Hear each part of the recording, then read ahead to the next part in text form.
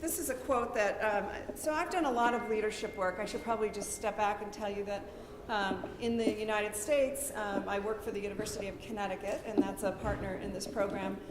I was director of the principal training program at UConn, and I also train superintendents. In the United States, superintendents oversee a number of schools in a particular town.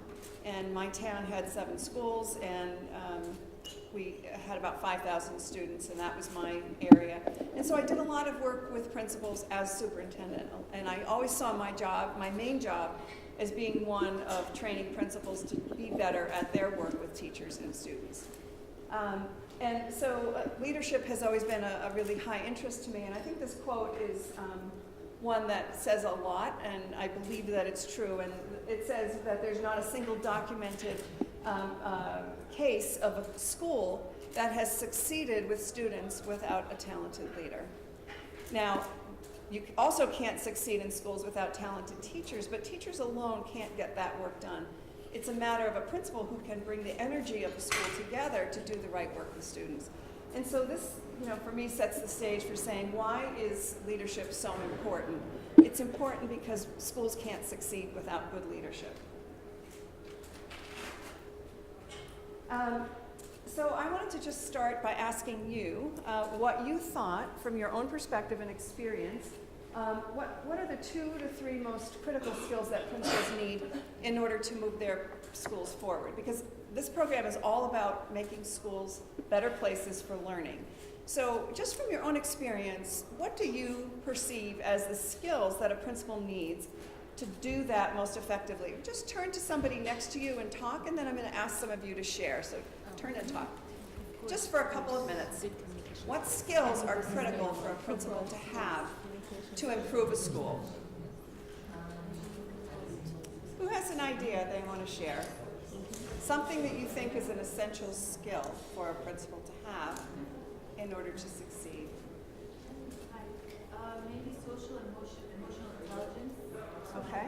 Just to be able to read the person in front of you. I think that's one of the most important aspects for me. And that leads me to say one of the fundamental responsibilities of a principal, having those skills, those social emotional intelligence skills, means that one of their jobs is creating a sense of community in the school and being able to bring people in. Okay. And how do you think they learn these skills? This particular. I think mostly by experience or maybe shadowing another student in the job for quite a while. Yeah. Have someone mentor you or coach you. Yeah. So coaching, mentoring, they may study what these skills, what this particular skill is, and then they might find a mentor. We do know that adults learn through peer interaction, so having somebody that you can learn from is important. And also, I guess that the most effective way of learning is learning from our own mistakes. Okay, learning from our mistakes. That is definitely a skill.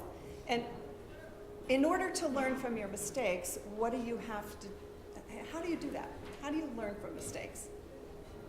What has to happen within a principal to make you learn from your mistakes? Okay. Reflective practitioner. Yep. Yeah. I think with that reflection comes a certain sense of humility, because you have to be able to say, maybe I can learn, maybe I don't know everything I need to know. Yeah. What other, honestly, what you're telling me is a lot of dispositions, and I think what you're going to hear is we think those are very critical. Skills are more easily learned than some of the dispositions you're talking about. What else do you think principals need to succeed in moving their schools forward? But let me just see if somebody else, yep, I'll come back.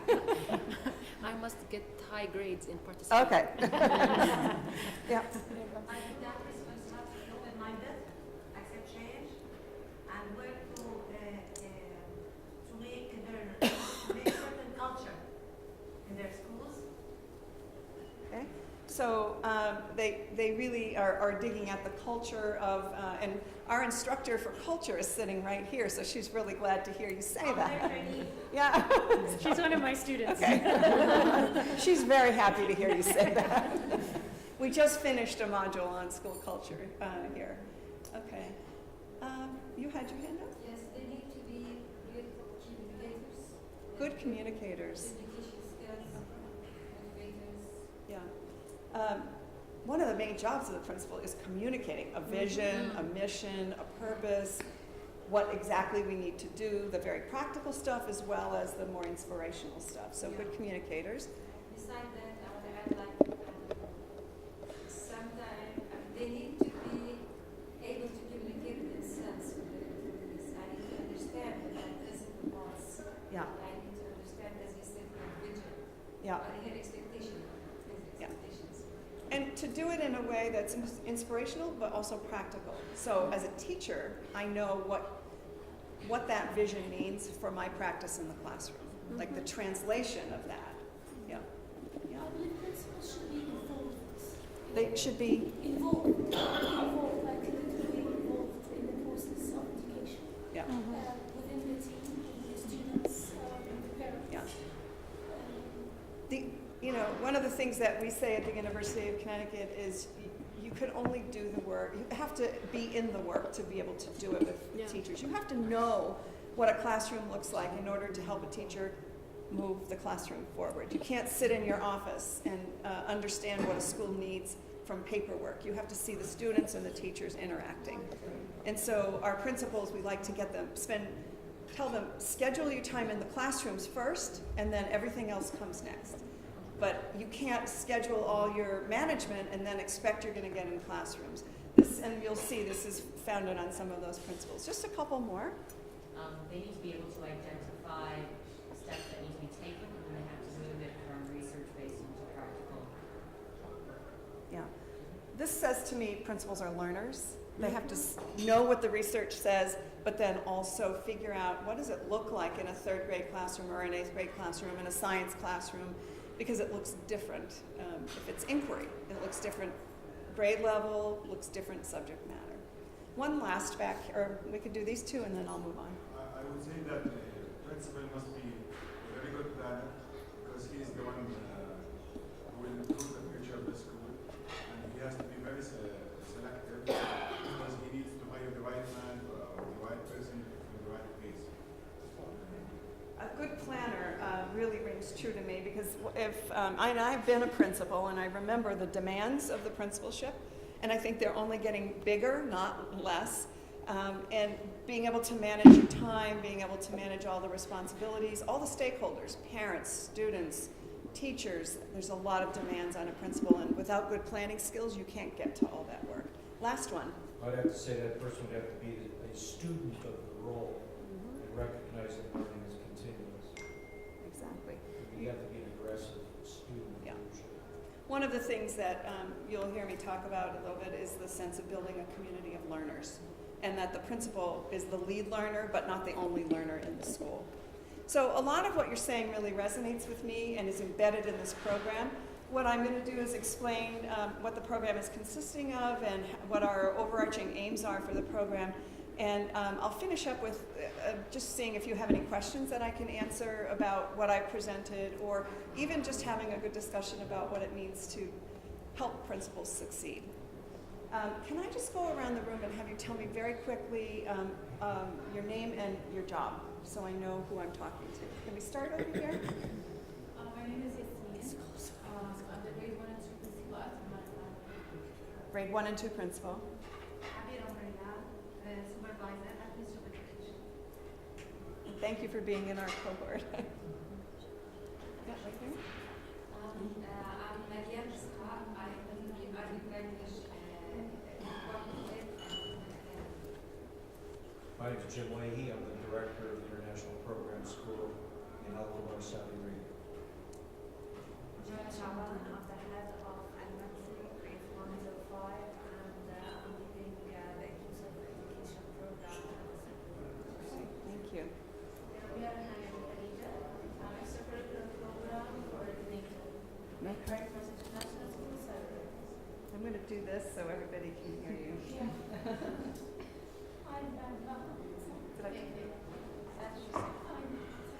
No, it's not working. I'm Nasa, the director of Thaqafati Educational Group. We establish educational institutes related to education. I'm Fatima Al-Raisi and I'm a school administrator. I work for my school. It's called. I'm Reem Amro, kindergarten principal in Al-Maharat International Schools here in Amman, Jordan. I'm Sana Eliahi, leadership trainer from QRTA, Imrani Academy. In this program. And in this program. And I'm Kelly Lyman. My full-time job is superintendent of schools in Connecticut, but I am also one of the instructors in this advanced leadership training program here in Jordan. My name is Khawla Brazad, English teacher. Hana Shhader, English teacher. Okay, thank you.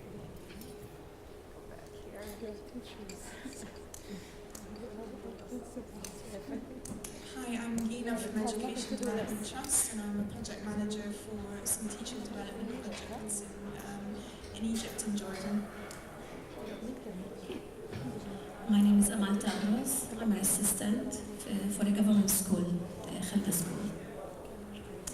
Jen Hermanson. I am the TOK team lead and DP music teacher for the Kaus schools in Saudi Arabia.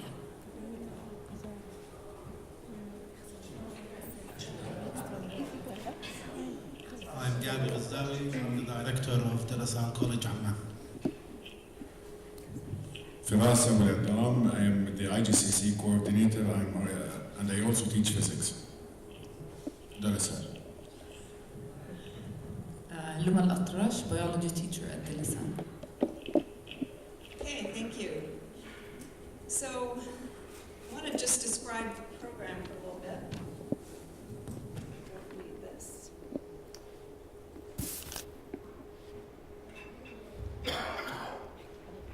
So,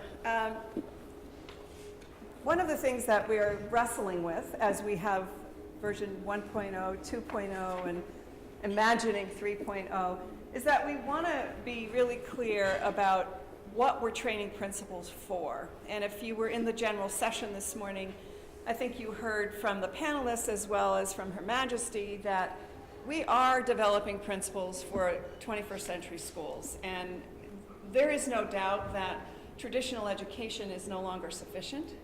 And we are trying to develop students who have larger understandings and have a place in the world and can contribute not only to their own community, but the larger community of their country and even the world. But not only on big understandings, but we also want to give principals skills. It's the bridge between having aspirations and big ideas that you want to develop, but also tools and skills so that you can do those, you can enact that vision. And we've been thinking about how to structure our work so that we're addressing this notion of transformation. And I think coincidentally, Kelly and I did a presentation yesterday about teacher leadership, and the 4 C's are vital to that. And you're already mentioning these very things. As you tell me what you think are the important skills, you're telling me things like communication and creativity, critical thinking, and collaboration. Our notion is that you can't have principals who can help teachers do that work if they aren't developed in order to understand what those look like when they happen. You also have to treat principals in a way that they're able to practice those 4 C's. So another theoretical underpinning of our program is this notion of how do we push the principals who lead schools to be able to enact teaching and learning experiences that help us develop students who have these qualities. And so this is one of the underpinnings that we're really trying to weave through the program. The other notion that the program is built on is this sense of creating a community of leaders who can learn. Again, something that you shared with us is that I'm calling it leading from the middle. The principal can't be the only leader in the school. If the principal is the only leader in the school, there is no possibility of raising the overall level of performance of the school because there just isn't enough of one person to do that with every teacher. And another concept that we're developing that we're going to embed in this program, and I would say it's probably in version 3.0, is really helping these principals understand the importance of developing the talent of the people around them, because shared leadership in a school building is, from our view, the only way to get to scale so that all classrooms can reach a higher level of performance and can do those 21st century skills. We also think that, call it leading from the middle, but it's teacher leadership. It's teachers who are in the classroom teaching their subject matter. It's teachers who step forward and decide to lead a team or to lead a PLC or to maybe help develop curriculum. But in so many ways, there's a wealth of talent in the school that a good principal has to know how to tap. And it's not an easy job to figure out how to look at your school and look and see where the talent resides and find ways to bring it out and use it to help the whole school improve. So when I say a community of leaders who learn, the principal is not the only leader in the school, that the principal, a wise principal then is surrounded by leaders. So some very practical things. Our program is a program that is offered through the Queen Rania Teacher Academy and is for practicing principals. So our cohorts are composed of people who are principals already in the job, and it's the advanced leadership program because our goal is to work towards the advanced leadership standards that the Jordanian Ministry of Education has published. And I would say to you, somebody was asking me recently, should we spend time revising our standards so they're better? And I said, you have good standards here in Jordan. The point is not better standards, it's better practice of the standards. And I think we do this so often in education. We focus on this stuff that's outside the classroom, and they're good enough. I think they're as good as any I've ever seen. The point is, don't spend more time on that. Spend time on helping the leaders in the school and the teachers achieve the vision that is represented in those standards. Queen Rania Teacher Academy, that's who I work for, and I do this on behalf of our partnership with the University of Connecticut, NEAG School of Education. And that's a program that I used to be director of, and now I'm just an advisor to because I'm spending a lot of time here. I can't do that job as well. And the partnership actually started with a very incidental kind of communication between me and Mary Tadros. If any of you know Mary, she's a key person at QRTA, and we thought there was a lot of principal work that could be done here because we both recognize what that first quote says, that you can't have a good school without a talented principal. We're also in partnership with the Jordan Ministry of Education and the University of Jordan. So it's very important for us that our programs support the initiatives and the efforts of the Ministry of Education, because their job is to ensure high quality teachers and leaders. Our job is to say, and how are you doing it, and how can we fit into that expectation that you have? And I have to say that I've been here maybe 5 or 6 times and had an opportunity to meet at the ministry practically all of those times, and to really to engage in a dialogue of the role of the ministry, the role of QRTA, the role of the principal, the role of UConn in helping the ministry achieve its ends, because that is what their work is improving teaching and learning in Jordan. And if we do anything valuable here in Jordan from the University of Connecticut, it is to help the ministry do its work, and by engaging principals in high quality training. The University of Jordan is also involved in this project, so it's really a 4-way partnership: QRTA, UConn, the ministry, and the university. And the university is, for those principals who successfully complete the program, they will get, and I can't describe exactly the kind of certificate they'll get, but they will get a credential from the University of Jordan. So I think it's of interest to the principals to achieve this certification, if you would, but more importantly, I think the principals who are coming to the program are coming because they want to learn. They already have the job, and they don't have to come. But we just had, I think it was almost 80 principals in the last week, and they're part of the second cohort, who were vibrant learners. And it was so exciting for us as faculty from UConn to come here and work with these people who were so eager to really dig at the responsibilities of their job and try to get better because they understand, I think as Her Majesty said so eloquently this morning, the importance of education to the future of the world really, but of Jordan in particular. So, so the program is aligned, as I said, to the Jordanian Advanced Leadership Standards, and it's aimed at skill development in 4 areas of focus that we believe are most critical. And I say skill development, but behind that skill development, we're also trying to transmit these larger understandings around those skills. So this is, these are the partners in the program. By the way, if you want to ask a question, just ask the question as I go through these slides, because I'd rather you ask them in context of what I'm talking about than wait till later. Just as a little sort of sense of where we are, Connecticut is on the east coast of the U.S. and on the northeast coast. And I think you can see where we're located. And we are quite small compared to Jordan, but we're one state in the New England states, kind of sandwiched between New York and Boston. So we have a little bit of both of those exposures. And there's Jordan, superimposed on New England. The states, Connecticut, Massachusetts, New Hampshire, those are the New England states. There's more. But so you can see where Connecticut fits in terms of size in relation to Jordan. One of the fundamental, so we have a number of structures that we have underlying our program, but one that we think is very critical, and we talk about it all the time in our work at the university, and we talk about it here, is this notion of the instructional core. So it's no mistake, it's no coincidence that the name of the program is the Advanced Instructional Leadership Program.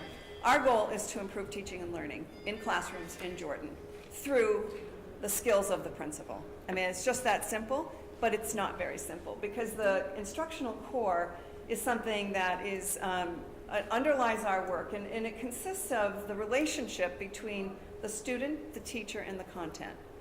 In the middle is the task. So when I look in classrooms, I look at what's on the desk, and that tells me what is going on in that school and in that classroom.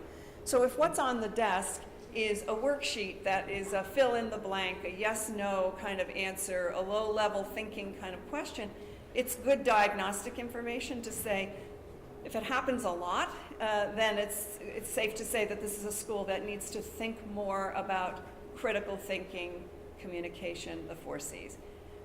So the task is really important, and it reveals what we say, task predicts performance. So depending on what the task looks like, that's going to be the learning that happens. So if it's a low-level task in terms of thinking, the learning isn't going to be very strong. If it's a challenging task, then the learning, if it's scaffolded, is likely to be very strong.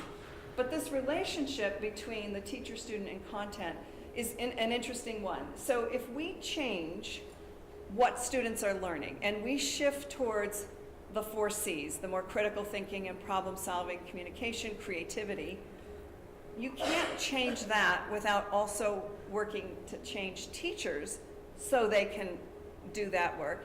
You also have to change the role of the student in the classroom.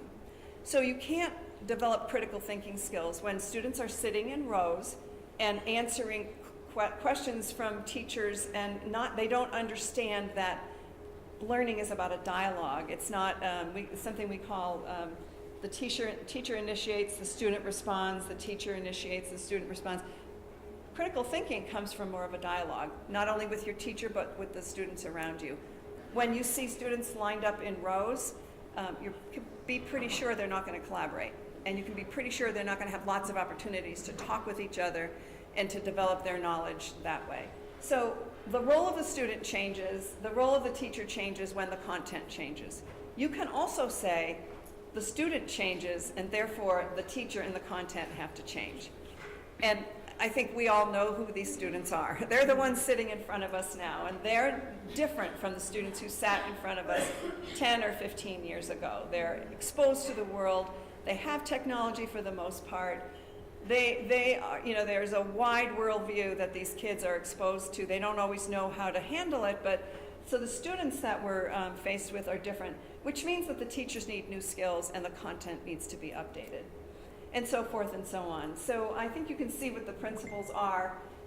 Principle 2, if you change one element, you have to change the other two. So when we teach in this program, we actually say, if we're asking the teacher to do different work in the classroom, let's talk about the relationship to the students and what is the content like, and how do you take content that is pretty static and given to you and make it more dynamic and relevant. I already talked about Principle 4, task predicts performance. One of our practices when we're in schools is to go around and collect samples of student work from every classroom at a moment in time, and then look at it, and you can tell what the school is working on. If you look at, the protocol is called a slice. Take a slice of the school at a moment in time, look at all the work that students are doing, and you can judge the quality of teaching and learning by taking a look across the school, across grades and subjects, at what kind of work students are doing. And so those are some of the underlying principles of this advanced leadership program. But this notion of really paying attention to the relationship between student, content, and teacher with task in the middle is really at the core of how we approach this program. Any questions about that? So the program itself consists of 4 modules. And the first one that we start with is the ability of a principal to understand an organization. A school is an organization, and it has lots of elements to it, and we like to have the principals in our cohorts look at the school through a number of lenses. And in this way, they come to understand their school is a very dynamic organization that they have the ability to influence. If once you start to understand the levers that you have as a principal, you can begin to form your strategy. School and classroom culture is a second module that we have. These are modules that we present. There's 4 of them over the course of the year. So these are the conditions that support student achievement and continuous improvement. I'm going to take the first 2 modules and go into them in a little bit more depth in just a moment. But the third one is curriculum, instruction, and assessment. This is a really meaty one. So if we want students to do different kinds of work, higher level work, more 21st century oriented work, we have to really take a serious look at curriculum, instruction, and assessment. So we know in Jordan that curriculum comes from the ministry, and we respect that. But what we try to do is say to these principals, if you're aiming for these higher order skills, how do you take the curriculum that you're given and shape it into experiences that push students to think? The point isn't that they need new curriculum. The point is that what they do with that curriculum should be different. Less of just digesting content and understanding skills and so forth, and really applying those skills. So we really push the principals to think about application of skills. And also, so in order, yeah. So if that content bubble really doesn't move, how do you move the other 2? So I think that you can take traditional content, but put it in a framework that says, what are you going to ask of students as they learn this? So maybe you teach them the basic... Possibly the task? It's the task that changes. Yeah. The content gets embedded in tasks that ask a different kind of outcome from kids. So, originally you might look at the content and say, if you can just memorize these principles, or if you can tell us the 10 ways, or if you can tell us the algorithm. But we're saying, so what are you going to do with that algorithm? How are you going to show that you understand? And then how are you going to apply that to perhaps a real world problem? So it's really in what they do with that curriculum as opposed to whether or not it's good curriculum. I mean, we could argue, and I would say I spent a lot of my years of my career working on curriculum, developing curriculum, getting it set in documents without actually seeing much change in what happened between a teacher and a student. And so, my thinking has evolved to the point where what I understand is, yes, you need good curriculum, yes, but it's what you do with it in the classroom. It's the interaction between the student and the expectations that teachers have about that curriculum. And it actually is, I think, once you get started on this, you can see ways to transform what might look like a static curriculum into something pretty vibrant. Any other questions? So teacher development is the last one, and we call it teacher development because it is about supervision, it is about an evaluation. It is about, principals make judgments about teachers. But more importantly, it is about the development of the teacher. And it is about developing the skills and beliefs and attitudes and making sure that they understand not only the vision of the school, but how to implement that vision and make it a reality. So teacher development is an intentional word. It's not evaluation and supervision as the primary thing. It is the development of talent in the school. And as I said a few moments ago, we think teacher leadership is a key component of that. But given the opportunity, most teachers can develop the skills they need to address those 21st century skills and to really push student thinking. We know that Jordan in particular, but I think most countries, most Middle Eastern countries that I have worked in are paying attention to international assessments. And you care a lot about how your students perform, and you want to see them do better. And yet, so often, the assessments that we do inside the school don't match those external assessments. And the point is not to teach to PISA or TIMSS. The point is to give kids experiences in the school that are like those assessments so that they really develop the skills, the knowledge, the skills, the dispositions to do the work that they're going to be presented with when they get to those international assessments. And that alignment is really critical. So this module in particular is pushing principals to think about assessment as aligned to those 21st century skills. So 4 modules with the instructional core as kind of an underpinning, and that's sort of in the course of a year. That's what we cover. So we have 4 modules that are delivered in 1 year. We just finished our second module. The first was organizations, and that happened in February, early February, and that was the first. And culture we finished like 2 days ago, 1 day ago. These 4 modules over the course of a year. By the way, the next 2 will be August and October. The 4 modules are connected by an instructional problem of practice, and also some online collaboration related to that instructional problem of practice. I would say right now, one of the things we're struggling with to figure out is we meet with these principals for 4 modules, and they're very excited, and they're learning a lot, and they're eager to go back and implement what they've learned. They get back to the school and they're faced with a large number of students, challenging circumstances, and all this wonderful stuff they learned and the engagement that they had and the things that the hopes that they had for implementation of what they learned, we think, if we're not careful, it will slowly dissipate. So, and I can remember this experience myself in a school where I had gone out to a workshop and I'd learned some things that I really wanted to try when I got back to my school. And when I got back there was nobody to talk to about what I had learned.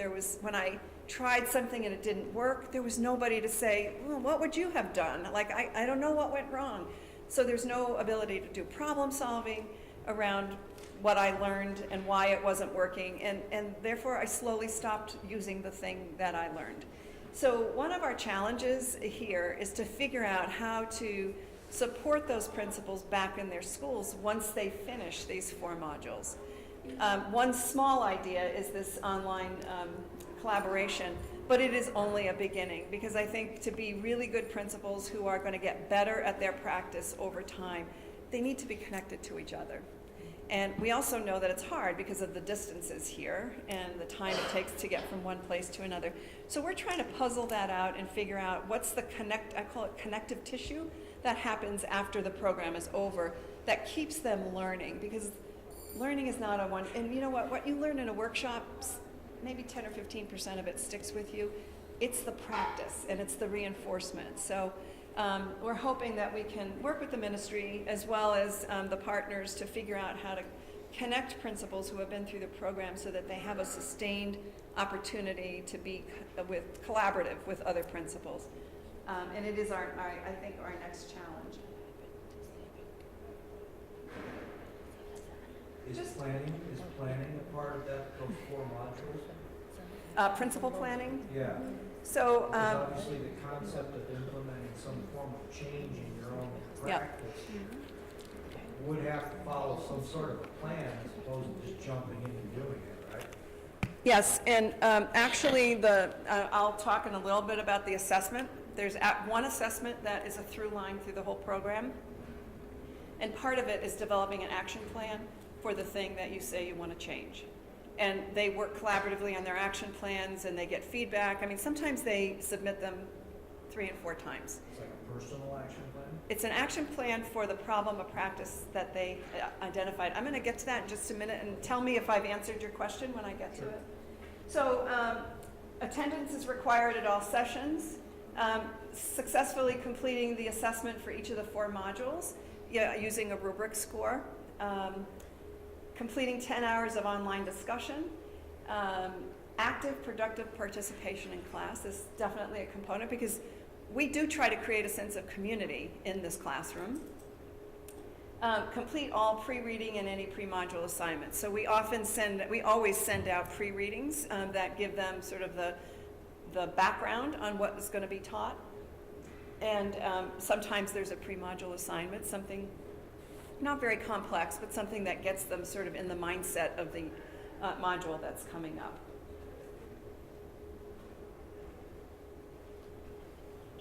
So those are the 4 modules. What I didn't mention is the selection of principals. The QRTA we've been experimenting with different criteria of how to select the principals for this program. And first we thought that English proficiency was an important thing because we are not Arabic speakers. I mean, there were a number of criteria, but I think the bottom line is, and maybe why this second cohort is working really, really well, is that we determined that the individuals who were going to be in the program, the principals, had to really want to learn. And I would have to ask QRTA exactly, Sana, is there anything else were you part of the selection process? What else were you considering? The criteria for the selections was that we asked the principal about their inspiration and if they motivated to learn. And one of the criteria was that they have to be at maximum 20 years experience in the Ministry of Education. And we encourage the new principals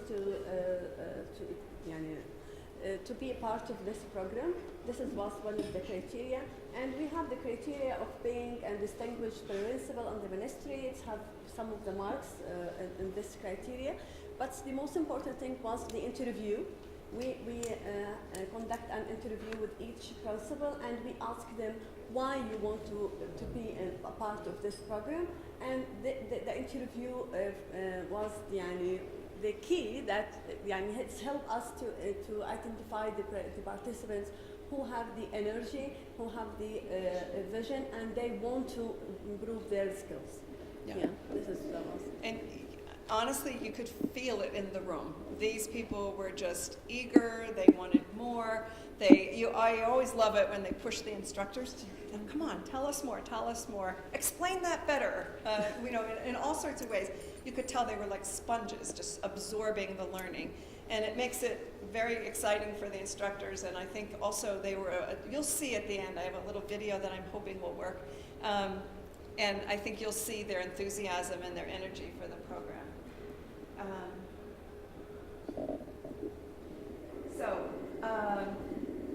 The whole program is focused on an instructional problem of practice. So what that means is we ask the principals to think about their schools and something that they truly want to improve that is related to teaching and learning and the improvement of student outcomes. And so that whole first module of organizations is really, we teach about the frames, but we also use that as an opportunity for them to identify what they think is a significant problem that they want to work on. And we call it a problem of instructional practice because we want it to be about teaching and learning, not about buses or management or playground, but we want it to be about the interactions between student and teacher and content, that instructional core. And so it has to be, we talk to them about making sure it's observable, that if you're going to work on it, you have to be able to see it and see what it is now, set a goal for where you want it to be, and make a plan to get there. It has to be action-oriented within the school's control. Picking something that you don't have the opportunity to influence isn't helpful. So we really push the principals to pick something that if they work hard at it, they will see a difference in student achievement. Connects to a broader strategy. So we're always talking to the principals about what is your strategy for improving your school in a larger sense. And then the problem has to fit within that. And we call when they're looking at their larger strategy, we refer to, sometimes we use the words theory of action, but how do you believe that your school is going to get better? What is it that you're going to do in the large sense? Am I going to develop teachers? Am I going to work on instruction? Am I, what aspect of the school is my strategy for improving the school? And within that, we ask them to identify a problem they want to work on.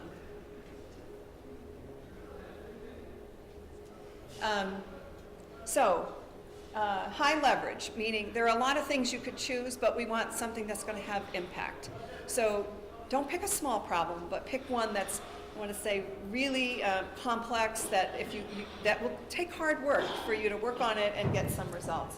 And that it can focus the energy of teachers. So it's a problem that it doesn't relate to one specific teacher, but it relates to either a large group of teachers or all the teachers in the school.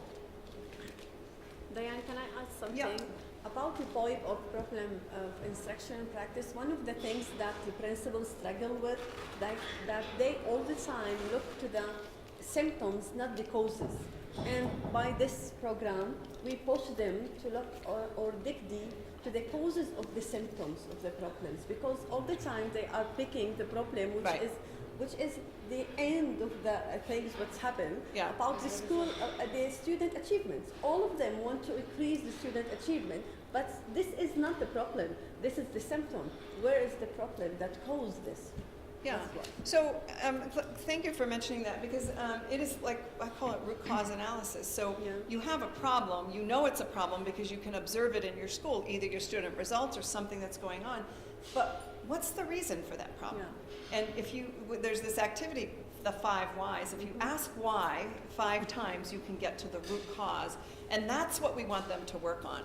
And I would say one of the things that I think has happened in their previous training is that it's very skill-oriented without having this underlying understanding of how things improve, of the relationship between student, teacher, and conduct. If they don't understand those underlying concepts, they're always going to work on what's on the surface. It's like the iceberg. They see the tip, and that's what they want to work on, but there's all of this under the surface. And we're teaching them to look under the surface in order to fix the thing that they see on top of the surface. And I would say that, I think, is one of the biggest shifts for these principals. And it's not just Jordanian principals, it's principals everywhere. They want to work on just the thing that's visible without understanding what caused it to happen. Thanks for sharing that. So I'm going to just go a little bit deeper into the 2 modules and talk a little bit more about the instructional problem of practice. But it's within that instructional problem of practice that the planning happens to address the problem that they identified. So the first module around organizations is based on the work of Bowman and Deal. It's work that's been around for decades, still very, very relevant. And there are 4 frames. There's a structural frame, a human resource frame, a political frame, and a symbolic frame. And I would say for us, this is maybe one of the places where in the beginning language was an issue, particularly like around political frame, because we're not talking about politics out there, we're talking about within the school. And even symbolic frame, I think, was a little bit of a concept that was hard to grasp. But the first module is based on the work of Bowman and Deal and helping principals understand that schools as an organization can be viewed through these 4 lenses: structural, human resource, political, and symbolic. So,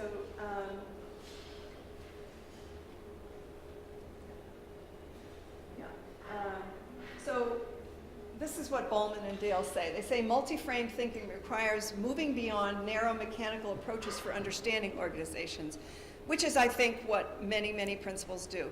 They deal with what's on the surface. It can be liberating to realize there's always more than one way to respond to a problem or a dilemma. And we teach them to really dig at solutions till they find one that seems to be a good match to their school.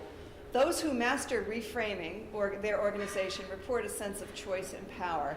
So, so the essential question here is, how do we create an organization that develops students who are critical and creative thinkers and good communicators and collaborators? How can we use these 4 frames to get at that kind of learning? And this is just a few little pointers about what each of the 4 frames are. So the symbolic frame really deals with the school culture and meaning and ritual and metaphor. What is the culture of the school, and how does a principal systematically develop the kind of culture they want? If they want a collaborative culture where people interact with each other, how do they get there? What are their actions as a principal that creates that?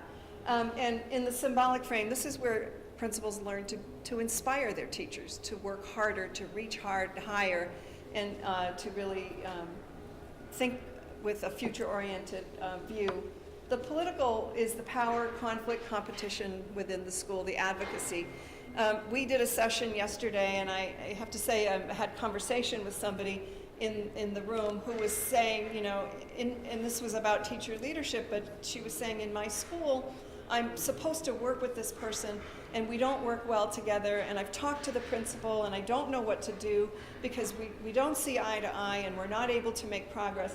This is what we mean by political. These are the interactions. It's the conflict that sometimes exists between people. It's who has power in the school, who wants power, who's undermining the power, who's supporting the power in the school. We might say the principal has a lot of power, but in some schools, the principal may look like they have a lot of power, but teachers also have a lot of power. And advocacy, who's advocating strongly for what to happen. So there's all of these dynamics within the school, usually interpersonal, that affect the school as an organization. And we help these principals understand how this works and how they can intervene in that system of the political lens of the school. And the structural means, what does the principal have in place? Roles, goals, rules, policies. I would also say, how do they get teachers to learn? How do they systematically develop the talent of their teachers? In what ways are teachers able to collaborate with each other? I mean, there's all sorts of structural things that principals do to make their schools more effective. So they develop what's called the social architecture of the school. So we know in the political frame that there's a lot going on in terms of interpersonal interactions. But as a leader, how do you structure your school so that those interactions are productive? And finally, the human resource frame, which is probably the easiest to understand, is the needs and the skills and the relationships among teachers and leaders. And in this frame, leaders empower others to do really important work. So this is the first module around these 4 frames, and we help the principals look at their schools through the lens of each of these frames. And in the end, they have to, I'm gonna go back for a minute. In the end, they have to develop their initial problem of instructional practice. Now that they've been thinking about their school, they also have to then figure out what data they're going to collect to support their choice of their problem of practice. So that's the first module. The second module is about school and classroom culture, and I should just have Kelly stand up and talk about this, but I'll give it a go because she's the expert in the room. The purpose of this module is to give school leaders practices and processes for evaluating, establishing, and sustaining a positive school climate to improve student achievement. So we know for a fact from research that's been done over and over and over that school climate matters a lot.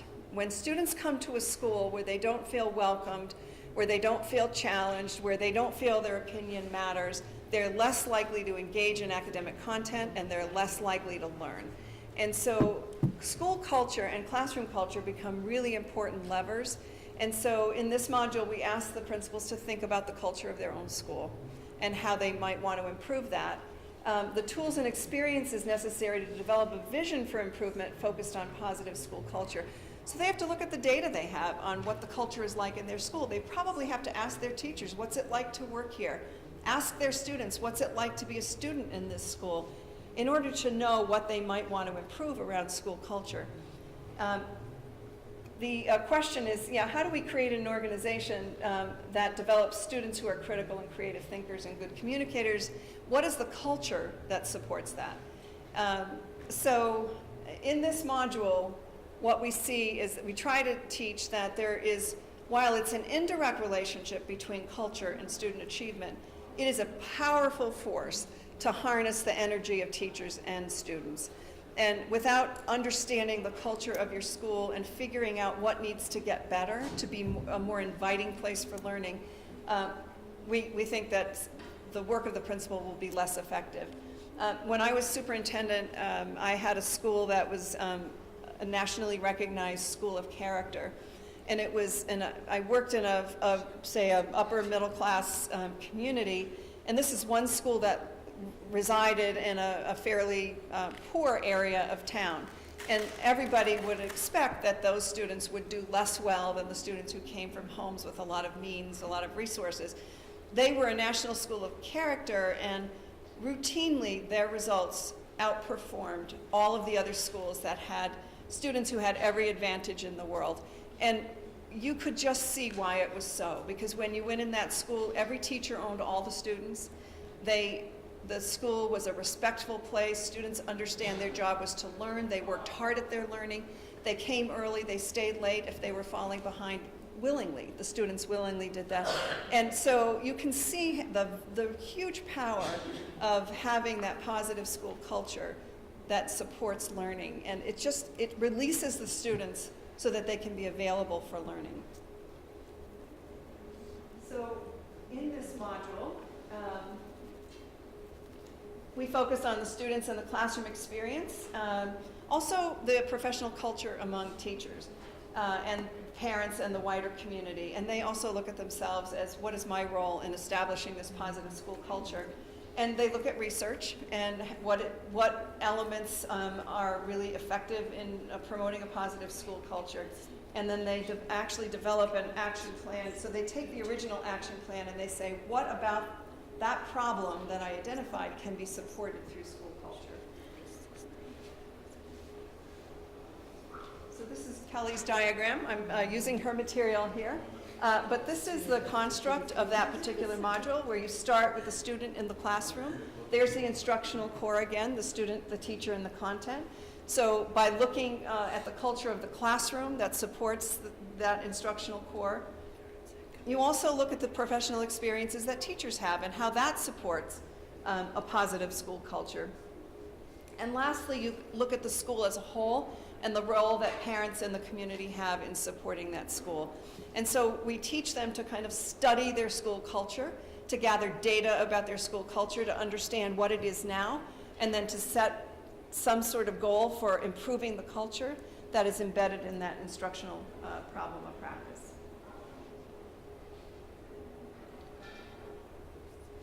So this is the construct that Kelly uses in her class, and you can see here, this is sort of what Sana was talking about, which the physical artifacts, the things that you can see are above the surface.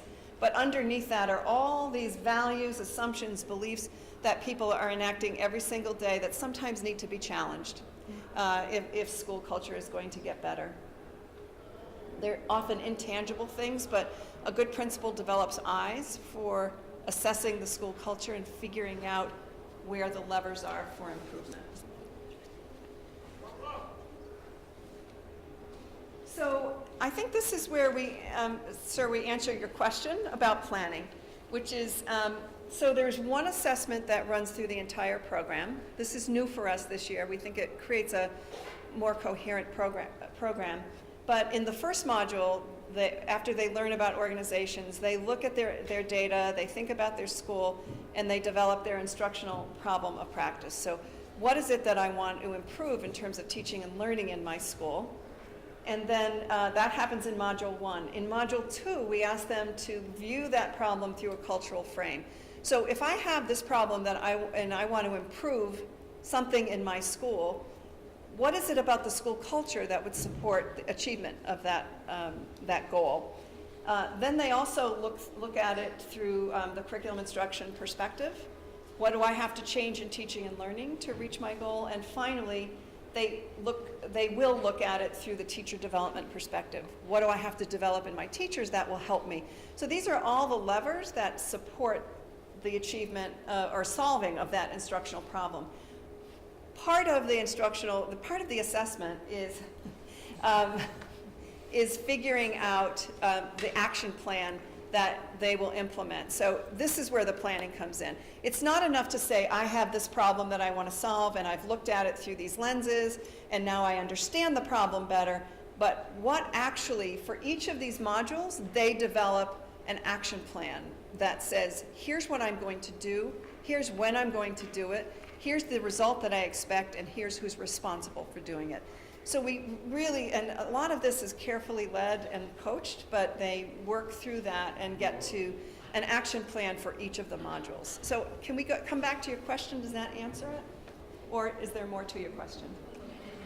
Well, I think that, what's the role of, for example, institutional strategic planning, right? Because where does this fit in that? Yeah. Because you could come back with an action plan, but if everybody else isn't aware of what you're doing or how you're going, The communication of it. you'd be driving yourself right off the cliff. Right.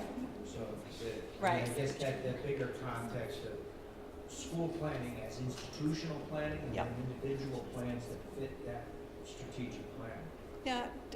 Do any of you who are in the middle of it want to speak to that? I will speak to that. When we teach this program at the University of Connecticut, that school improvement planning is a course in and of itself. Thinking about the context of the Jordanian public school principal, because this program has been primarily for public schools, we felt that there was less autonomy to identify the overall goals and direction that was being established by the ministry. And so therefore we felt it was more important to focus our efforts on the individual school. But what you describe is critical to the work of school leadership, and it certainly is a major component of what we do back in the States. And I want to add something that I didn't mention, that all the principals we choose for this program should pass training in instructional leadership with the ministry. It's about 160 hours training. We call it the SDI program, and in that program they learn how to make an improvement plan for the whole school. So in this program we are specified in making an action plans for the POIP or instructional problem they choose for the modules. So, and I should have mentioned that the ministry has a school improvement planning process that all of this work has to fit into. And there's so when we ask them to gather information from stakeholders, the ministry asks them to speak to the information from parents, from teachers, from students. So they have a pretty good body of information they're working from. This is a little bit of a complex concept. Any other questions about, so this, as you can see, you start in Module 1 with identifying the problem, and actually, even within the module, they have opportunities to work at that in collaborative groups so that they end the module feeling that they have a really strong problem of practice, because that is the assessment for the whole program. And as Kelly now just finished teaching, she's going to be getting the work from the principals around applying the concepts of culture to that problem, and she's going to give them feedback and score it along a rubric. But it's one problem of practice that carries through, looking at the problem from multiple lenses. And we think that this is, the continuity through the program actually shows them how to attack a problem that they want to solve in a very complex but organized way.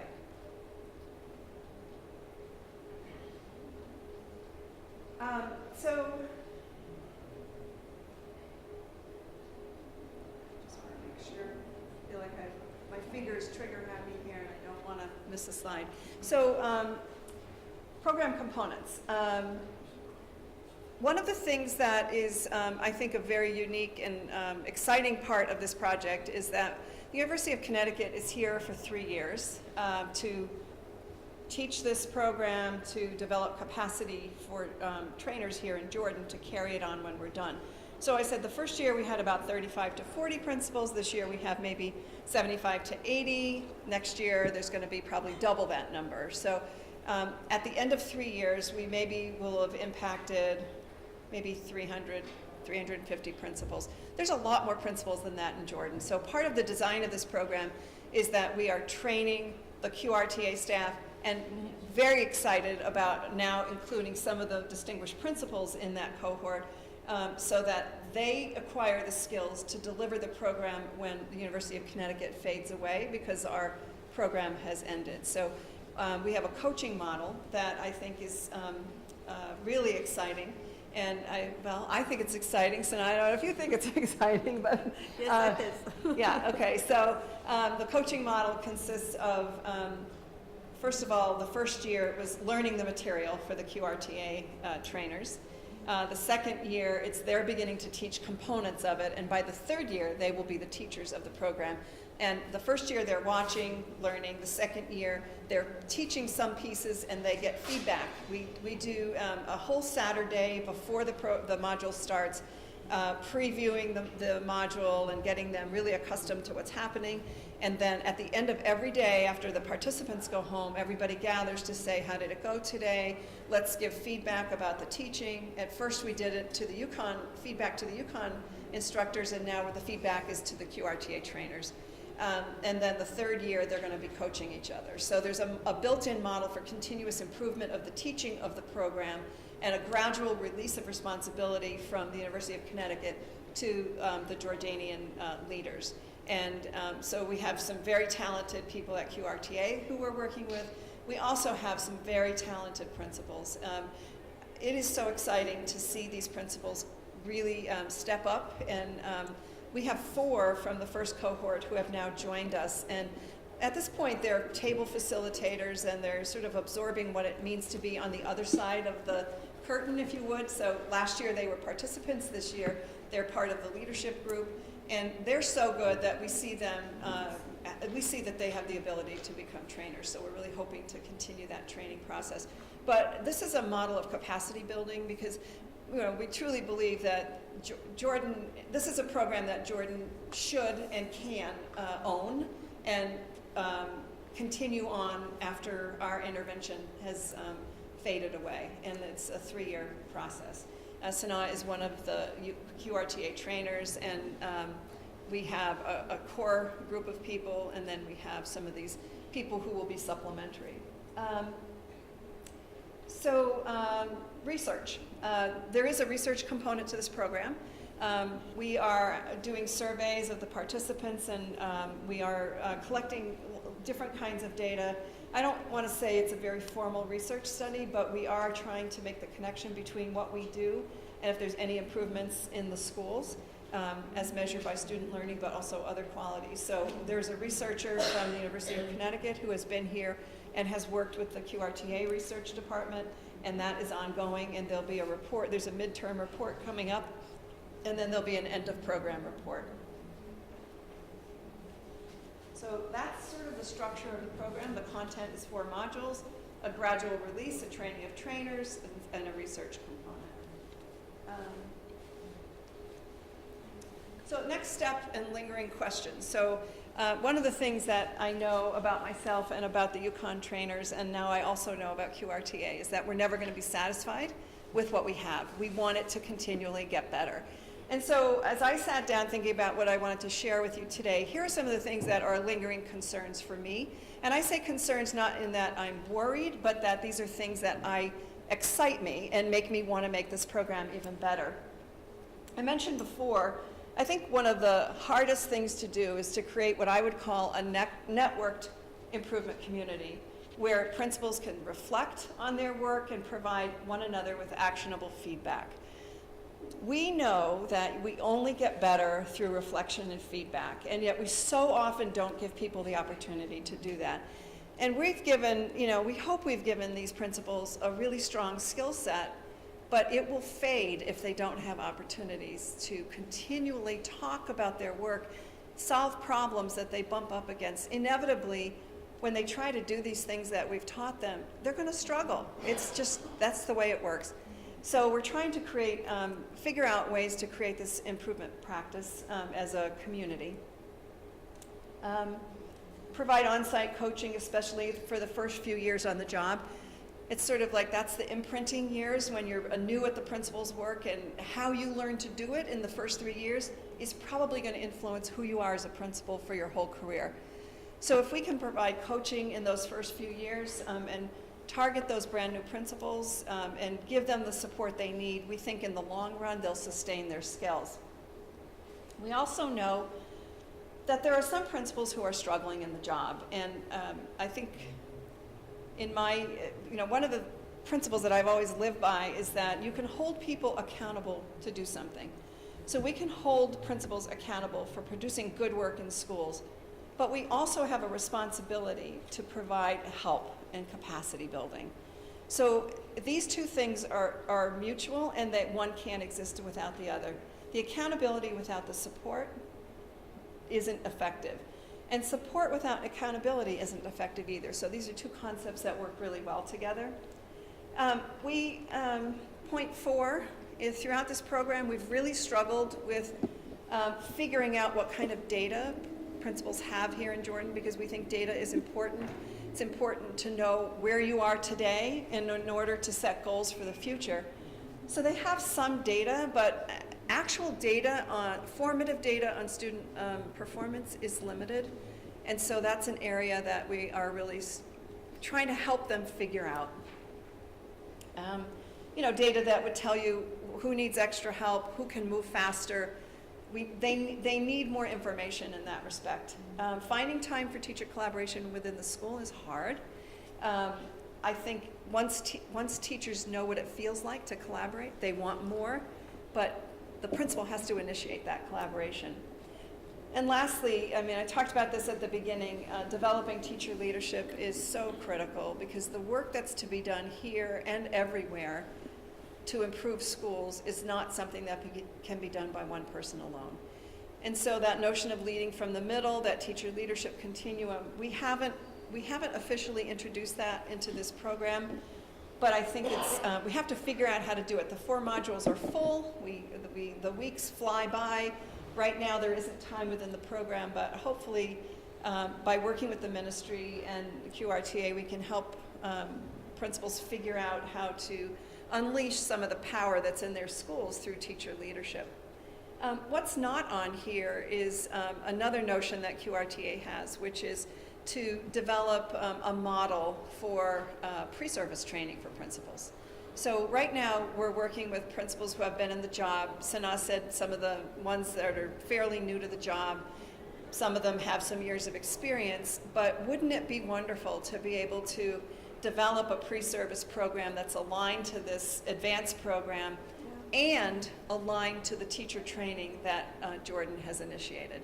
So, in my mind, you take a look at what teachers are being trained to do in this new ICL program that QRTA has launched, where they're impacting hundreds of teachers. What are the expectations for teachers? How does that align with what principals need to do to support those teachers? And how do you continue to develop principals? So I think this is some of the conceptual work that I think is still out there to be done. These are things that I wonder about how to do. I hope I'm giving you the sense that we have what we think is a very good model, and we've worked really hard to make it meaningful to principals in Jordan, but we by no means have figured it all out, and we're still trying to kind of think about the context of Jordan, the constraints that are here. Everybody has constraints. The ones that are here are particular to this country. And how do we take some of these ideas that are universal leadership principles and apply them here in a way that can, I hope, dramatically improve outcomes for students. From where I sit in the U.S., I feel very committed to working in Jordan and to, I mean, I think the place that Jordan has on the world stage is a really important one right now. And I know that I speak for our whole team when I say that we do this work because we really believe in it and we think it's important work. So I'm going to see if you have any questions, but I want to share something with you. Oops. And hopefully this is going to work. No, I didn't. I think it's going to work. I have it's kind of blurry, but that's okay. I'm famously inept with technology, so, but I tried this before and it worked before you all came in. So this is a slideshow that, Do you want me to see? well, I think I can do it, but jump up if I get stuck. How about that? Okay. This was a video. It's only like it's like a minute. So, it was initiated by the participants in the program, and it was initiated at the end of this past week as a way of expressing their joy with what they had experienced, and also kind of the relationships they had built and the sense of community that they have with one another. So if you wouldn't mind, I'll play this, and then I'll see if you have any questions. Let's see if it will go.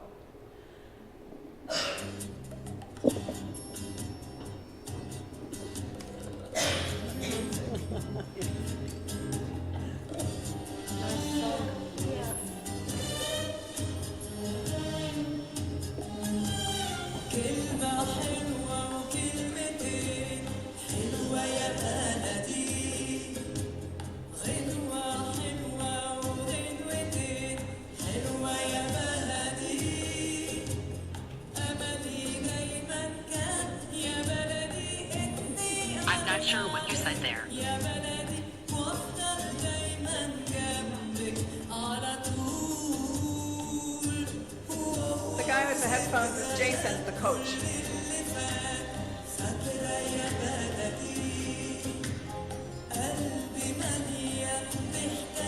On the right side is Brian, one of the instructors.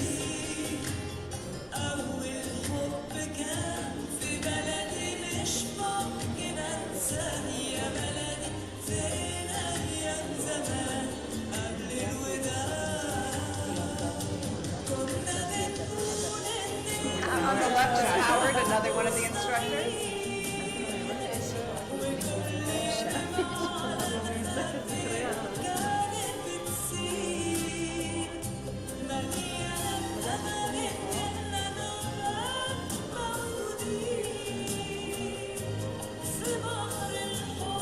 I think you can feel the sense of community that they developed.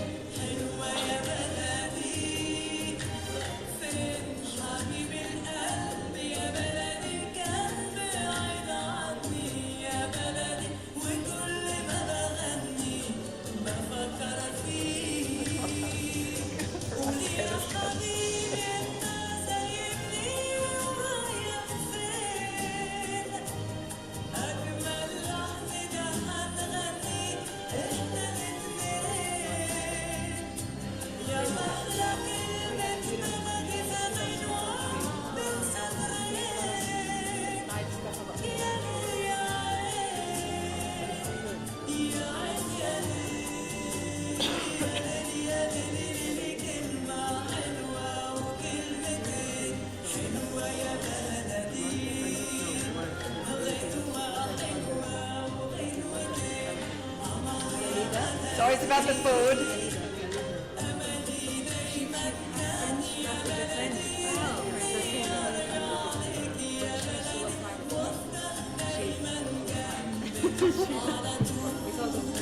The guys. So one of the last things that happened was that one of the participants, I wish I could remember her name, she brought out a fingerprint. It was on a piece of paper, about a 5x7, and she gave everybody a fingerprint. And she talked very eloquently about how we all leave fingerprints on people's lives. And I think she was speaking to the camaraderie in the room and the learning they had done from each other, new principals with experienced principals and people from one kind of school and another kind of school, but they created a sense of community. And she also was thinking about the way we leave our fingerprints on our students in our schools. And it was pretty moving. And when you get that kind of response, you think, okay, maybe we're making a difference. So, so that's my presentation, and I'm happy to answer any questions you have. But this work is very exciting, and I'm eternally grateful to QRTA for initiating this and letting us from the U.S. come in and participate in your learning. Any questions? You talked about the data challenge that's facing. There are ways to go around it. Yeah. So what if you brainstorm or you brainstorm the Yeah. what I mean, is suggested, because it's a critical issue that it is. we need to get information. And I think one of the things that we have to do a better job of is teaching the principals how to generate informative data from work that students are doing. I think that's probably the most important data that they're lacking right now, because they haven't really developed that practice of gathering student work and figuring out what's going well or evaluating it using rubrics and so forth. Do you want to speak to what other data challenges there are? There's the external assessments, which are very important, but they don't inform what you do on Sunday morning when you go to your classroom. So, what are some of the other challenges that you've had in the different modules around data? Is there anything you can speak to? I think one of the things that we learned from Module 9, the culture, that it's not important or the only data that the principal all the time look at and the teachers are the achievements data. But the most important thing to look to the all resources of data you have in the school, such as the behaviors data, the attendance data, and make those connections to know what are the problems you have in the school. And I think from the practices the principal had, they made those connections, and they find sometimes there's a connection between the behaviors data and the achievement data, and also about the attendance data. And other things that they face that most of the teachers look at the data as a summative assessment, but they didn't make a common formative assessments, and we encourage them during those modules, especially the third module about the curriculum and teaching, and how to look about the formative assessments, and to we should inform our teaching according to those data. And by the way, we have session tomorrow about that. Yeah. And so, it's really teaching them to look at a problem through multiple lenses. And I think the assessment module, the curriculum instruction and assessment module, will deal more specifically with formative data about student achievement as you're teaching, because that's really, you need that. I mean, that's a central piece, and there just isn't a lot of it right now, and they're thinking it through. And this is for us a challenge, because we have to understand the context here and what they have, so we can advise them as to what they to do next, and we're still learning. Yep.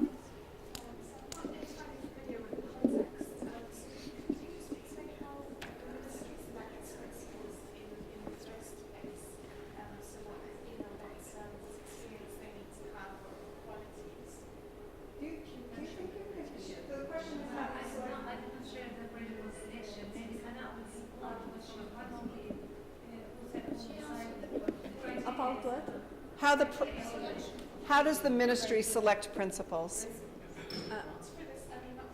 No, in general. In general. I think now they have they have to pass the SDI program, which is about leadership instruction. The training I told you before, it's 160 hours training. It's conducted by the Ministry of Education, so they have to pass this exam and this training. And they have to pass another exam about the leadership in general, and they have an interview, and another scores about their expertise, the number of the years experience, their degrees, for example, all that scores itself. Yeah, I have a question.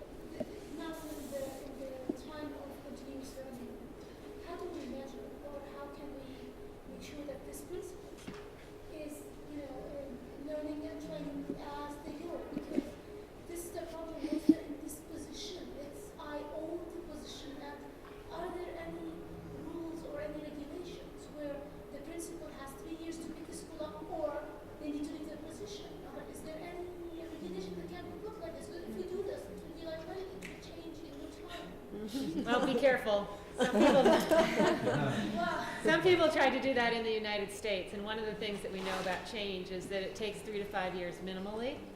And we also know that some of the countries that have created the best school systems are countries that went much more slowly and allowed change to develop over time. So while I agree that there should be some assessment and evaluation of principals and support over time, don't expect rapid turnaround, because often what happens with rapid turnaround is you're only addressing what's above the water line, and we're not getting at the root causes. And so that quick rise in performance often drops off after. And you can see signs of beginning growth, but maybe it's not where you hope the school will be. But, I always look for I call it trajectory, so that things are improving. It might be that the first year the principal improves the culture at the school. Then the next year they might tackle, some of the structures and allow teachers to talk. So that's when Kelly's saying it takes time, you have to put some of those things in place before the learning improves. And you can't walk in the door one school year and make that happen. You have to work, you have people you have to work with, and people change more slowly sometimes than we would like. So I think that there has to be ways of looking for signs of growth for the school, which eventually lead to the student achievement.